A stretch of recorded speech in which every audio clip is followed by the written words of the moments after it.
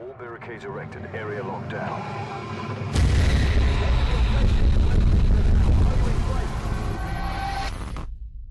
Alrighty, welcome everybody to a new super awesome Minecraft episode with Beojiko, and this is going to be my first episode for the Directors of Gaming at the Directors of Gaming channel. And I'm basically going to be doing my series on Minecraft tutorials, and this episode is going to be on Redstone and stuff like that, funny stuff, right? So what I'm going to show you guys at the Directors of Gaming is how to make an end gate. And what this basically means is that when both of these sources of power are activated, then this door will open. But only if both of them are activated at the same time. So if this is activated like this, it turns this switch off. If this is activated like this, it turns this switch off.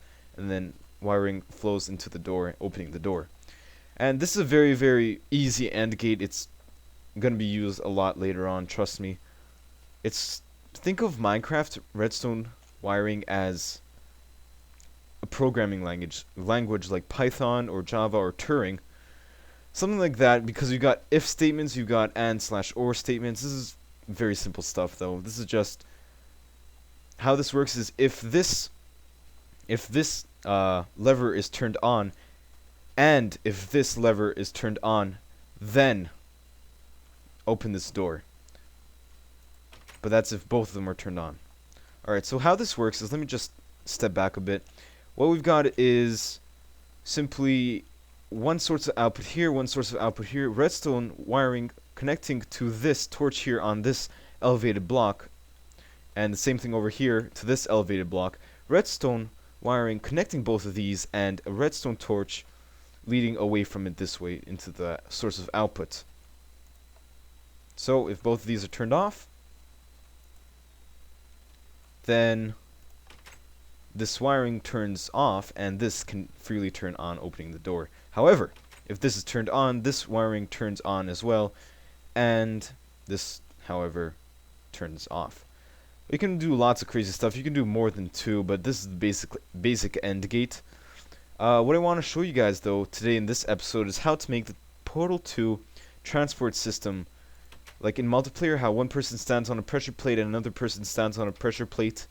How both of them fall down into the next level for them to do the next puzzle. And what I wanted to show you guys is that you can simply do that just by switching out the sources of output. Simply doing...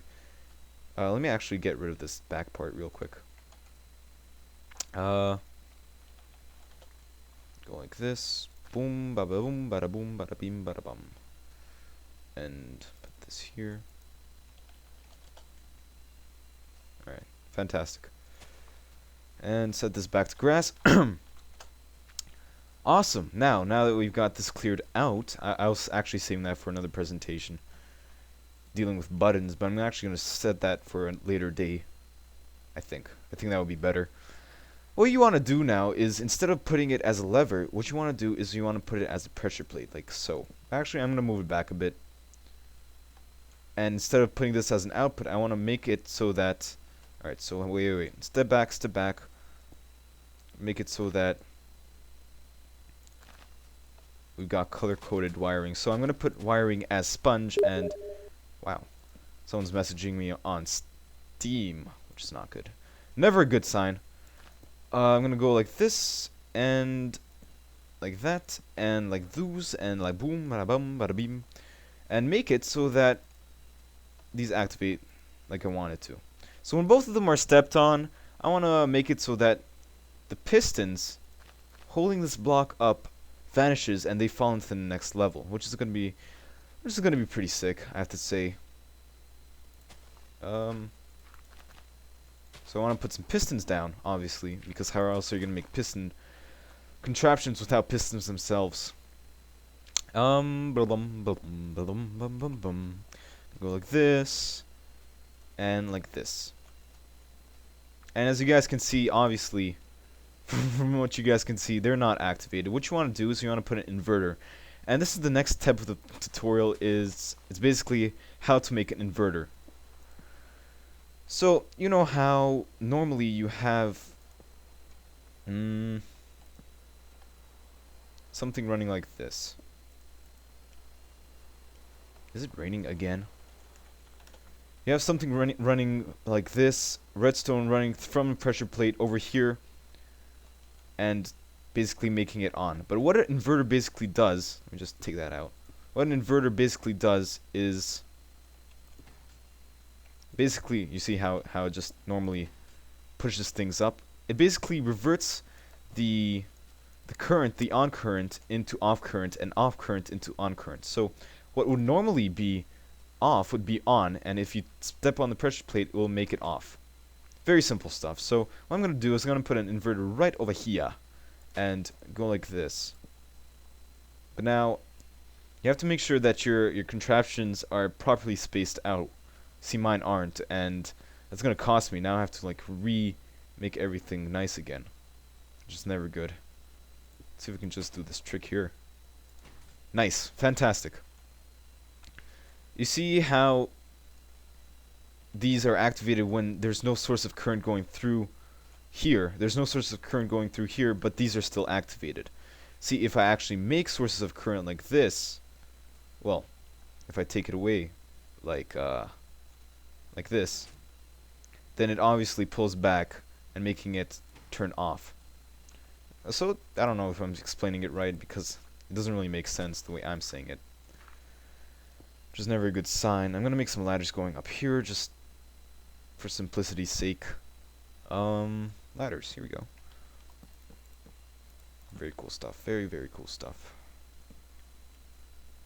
Like that. Same thing over here. Bum bum bum bum bum bum bum bum bum bum bum bum bum bum bum bum bum bum bum. And let's try this out now. So if this actually turns off, and that turns off, we should fall directly in the hole. Let's see if that works. One over here. Very cool, but this is actually a bit too fast. I'm not sure if both of them fall at the same time, like both people fall at the same time. So what we want to do is we want to repeat the current so that it slows down time. So we're going to put 2 repeaters just for the fuck of it, and make sure that they delay the longest amount of time by pulling them all the way back. I'm sure you guys know how to do this. It's very easy stuff. And let's see if that works. How does that work now? Put these down because we have a lot of them. Put these down, I said. One over there, and one over there. Nice, that's fantastic. Just what I wanted. Okay, so let's try that again. So I'm gonna take Bob out. Where's Bob at? Bob, here he is. His Minecraft name is Pumpkin, but his real name is Bob. Don't be fooled. And I'm going to sit here. So he's sitting on the pressure plate over there. You can obviously make it stone, because the stone works for humans and not for items. But I'm using it items because so that that one turns on and I turn on because of an item, obviously. So when both of us are on the pressure plate, we should just fall down. Fantastic. And that works. So that's how you make a piston-based Portal 2 sort of thing in Minecraft. Very easy stuff. Just think of Minecraft Redstone wiring as a programming language, so that's like Python or Turing. I'm sure I mentioned this before, and I'm so happy that Notch added Redstone into the game, the Redstone concept. So that basically wraps about. What am I even saying?